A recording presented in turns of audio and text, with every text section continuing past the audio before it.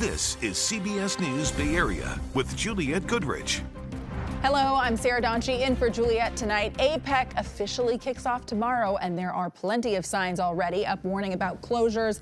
21 world leaders will be arriving in the coming days, and getting around the city will get much tougher all the way through next Friday. The high security zones are around Moscone Center, where the conference is happening, and in Nob Hill, where those world leaders are expected to stay. There will also be closures around the Legion of Honor and the Exploratorium for different special events. It isn't just getting around the city once you're here. Getting into the city could be a huge headache, too. Our Jose Martinez tells us what to keep in mind. It's definitely going to be a complicated week for many commuters with APEC happening right in the heart of downtown. San Francisco is very congested. Beautiful city, but lots of traffic. Giselle is a psychologist living in Oakland and usually drives to San Francisco. But today we met with her on the ferry.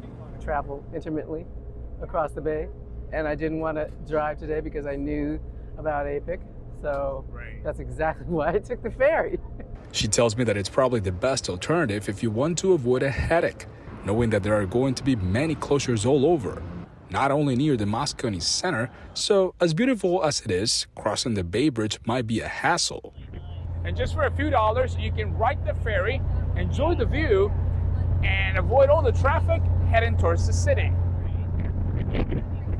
But to try to understand how to get to the city and around it, we decided to ask questions. Okay, so it's going to be very complicated. So we're here with our expert, Gianna. I mean, what can people really expect next week? I know, Jose, it's been a lot of information coming in from all directions, literally, as you head into San Francisco. But I think the most important thing is to not worry about all of the closures, but worry about your route getting into the city, especially for commuters taking the Bay Bridge out of the East Bay. So, for example, if you're taking the upper deck of the Bay Bridge westbound into San Francisco, you can still take that Fremont Street exit. That'll get you into the city. If you get past that point, there are closures for some of the ramps, so you're going to have to get a little bit further down and sort of work your way back, and that could be an issue. Same for anyone heading into San Francisco. You'll be able to exit on 8th Street as you head into the city. Keep that in mind also, because if you continue on, you'll end up on the lower deck of the Bay Bridge. There'll be one lane closed there as well. So either way, it's going to be busy for that commute. And the other scenario is if you're coming from the South or the North Bay.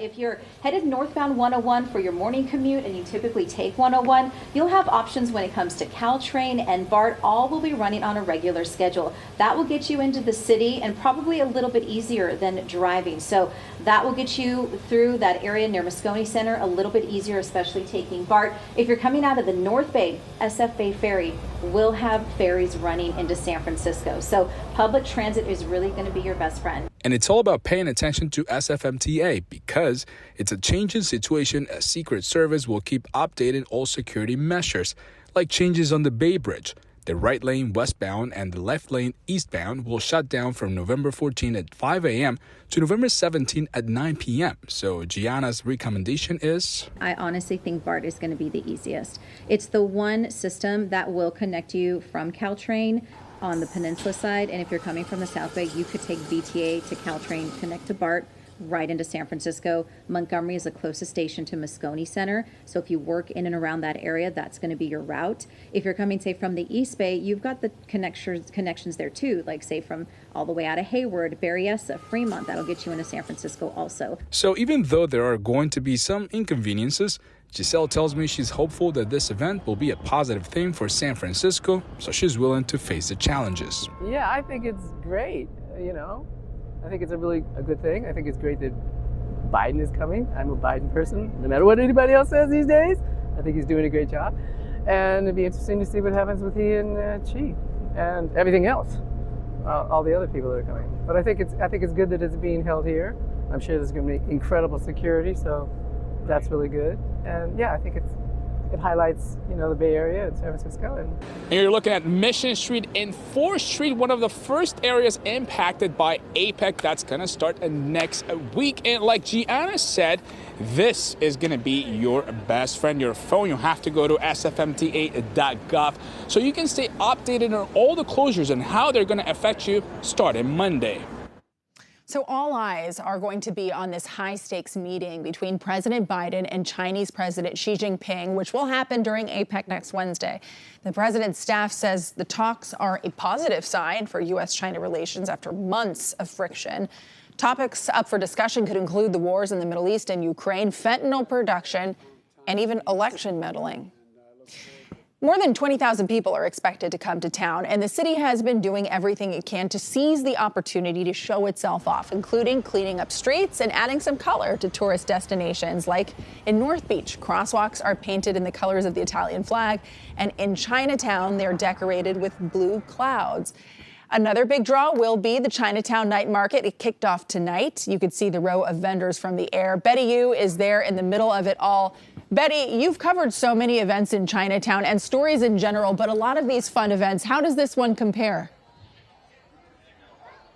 Well, I haven't seen Chinatown this lively in some time now. Just take a look around me. There are hundreds of people here on Grand Avenue. The street is closed for 2 blocks between Pine Street and Sacramento for this first ever night market of its kind. Now, there are about 25 local businesses here that have set up shop, and they're participating in this event. It is tonight until 9 p.m. It also runs Saturday evening during the same time. Now, of course, all of this is in the lead up to the APEC summit, and it is expected to bring thousands of people here to San Francisco's Chinatown to celebrate the food, the culture, and the community.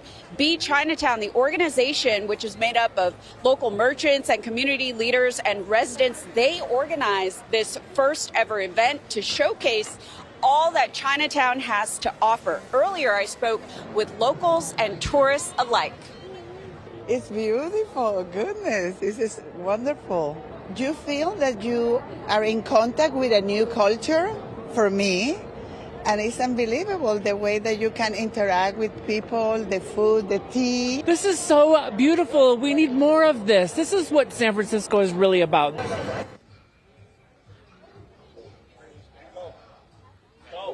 And you just heard from a local tourist from Colombia. I also spoke with one of San Francisco's most famous drag queens, Sister Roma, who came out here to also enjoy the food that she really hasn't experienced before, even living here in San Francisco. We just heard a firework go off. Lots of activity here until 9 p.m. tonight. Again, this event runs through Saturday during the same time. I would like to point out that Betty did not even flinch at the sound of the fireworks. She just kept going. A true professional.